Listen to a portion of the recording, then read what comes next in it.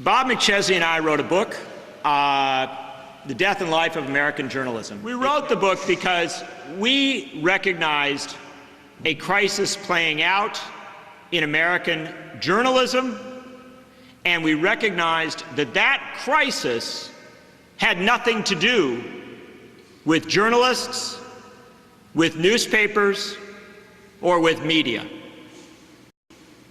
That's the first thing to understand. Nothing we're talking about today has to do with journalism, newspapers, or media.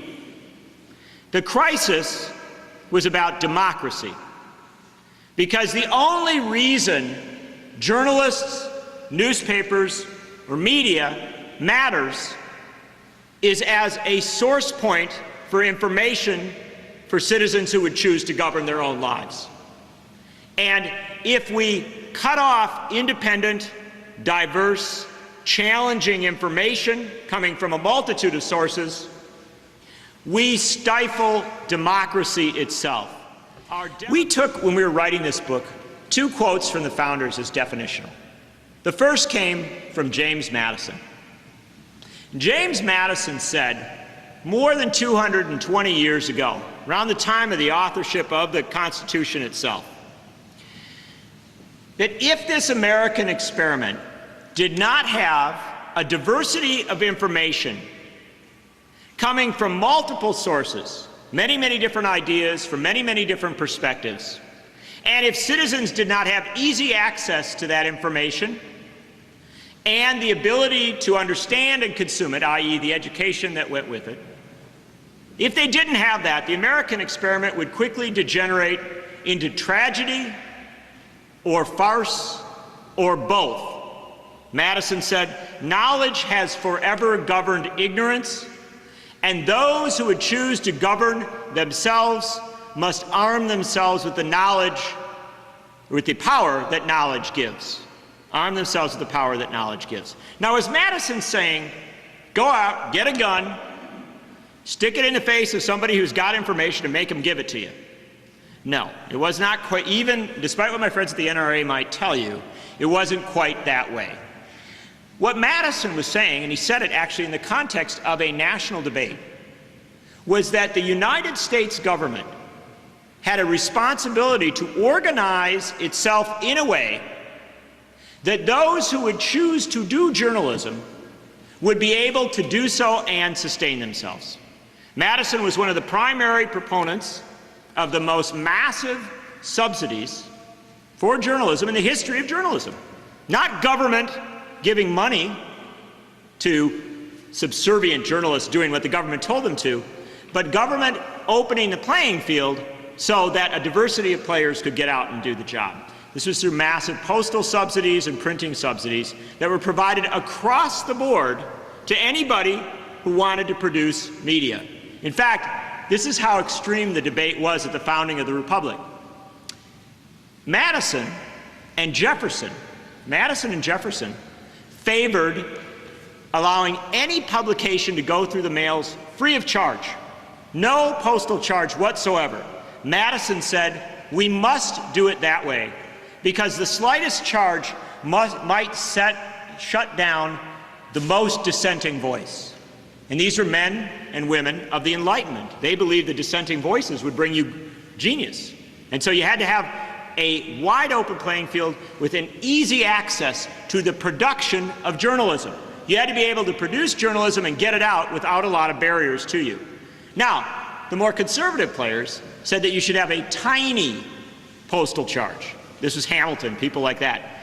But no one at the founding of this republic thought that it should be hard for journalists to produce their media and get it out to a lot of people in a way, A, that was easy, and B, that sustained them. They had to be able to have enough to have a little to eat while producing their journalism. That was an accepted concept at the founding of the Republic.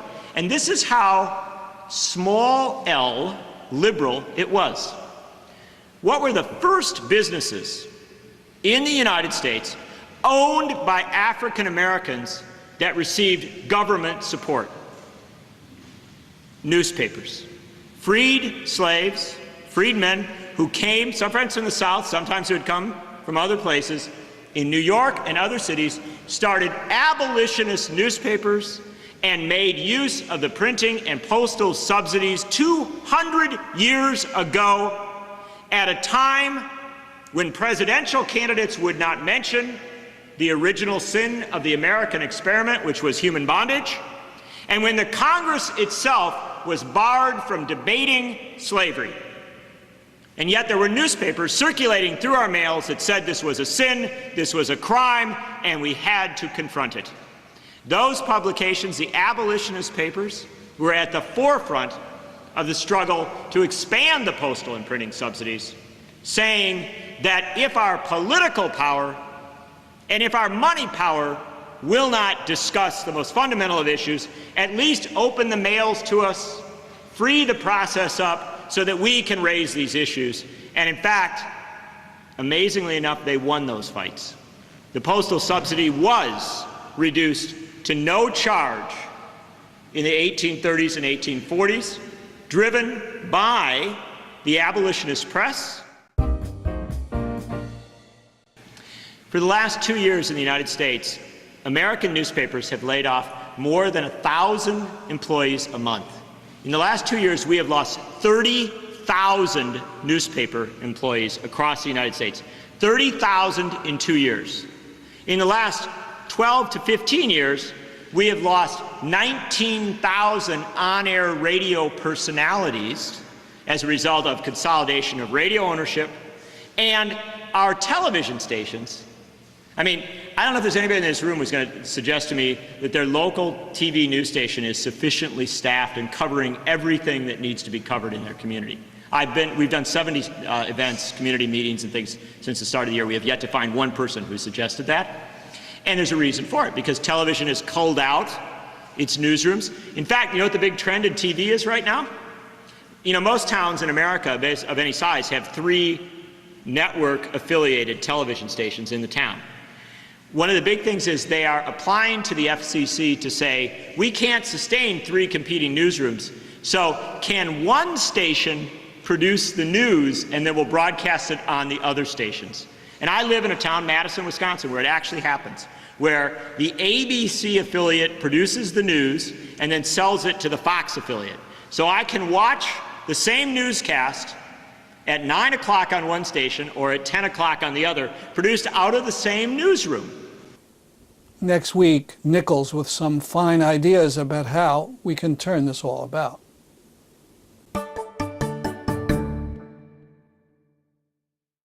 In Israel, there's news that the soldier who killed Tom Herndl is being let out of prison 3 years early.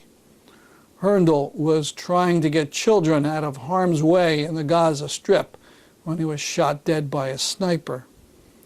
The man who did it was given 8 years for the killing and now is just serving 5. That, of course, is more than the soldier who killed American Rachel Corrie received. That soldier wasn't punished in any way. And finally, it's been 7 weeks since the massacre aboard the Mavi Marmara. President Obama still has not uttered publicly the name of Furkan Dogan, the American who was killed on the ship. That's our program for today. See you next week at this time. I'm Stanley Heller, and this is The Struggle.